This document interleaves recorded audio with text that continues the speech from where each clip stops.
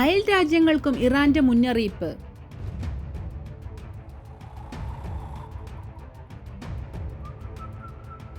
American ബേസുകളും ആക്രമിക്കുമെന്ന് Iran. ഇസ്രയേലിനെ സഹായിക്കുന്ന രാജ്യങ്ങളെയും ലക്ഷ്യം വെക്കുമെന്ന് ഇറാന്റെ മുന്നറിയിപ്പ്.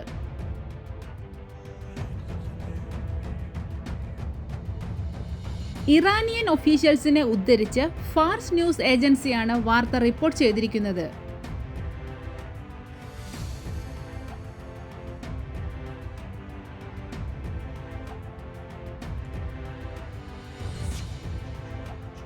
ഇസ്രയേലിന് നേർക്ക് ഇന്നലെ ഉണ്ടായ ആക്രമണങ്ങൾക്ക് തുടർച്ച ഉണ്ടാവുമെന്ന് ഇറാൻ മുന്നറിയിപ്പ് നൽകി. ആക്രമണകാരികൾ അടുത്ത ഘട്ടം ഉണ്ടാവാൻ പോകുന്നത് കനത്ത തിരിച്ചടിയായിരിക്കുമെന്നും 2000-ഓളം ബാലിസ്റ്റിക് മിസൈലുകൾ ആക്രമിക്കാൻ തയ്യാറാക്കിയതായും ഇറാൻ പറഞ്ഞു.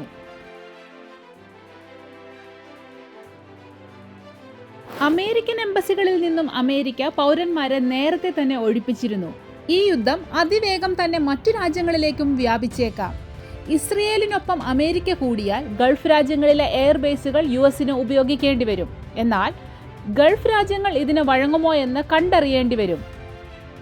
ഇറാൻ ഇസ്രയേലിലേക്ക് വിട്ട ഡ്രോണുകൾ ജോർഡൻ നശിപ്പിച്ചിരുന്നു. ഇതോടെ ഇസ്രയേലിനെ സഹായിക്കുന്നവരെ കൂടി തങ്ങൾ ലക്ഷ്യമാക്കുമെന്ന് ഇറാൻ മുന്നറിയിപ്പ് നൽകി.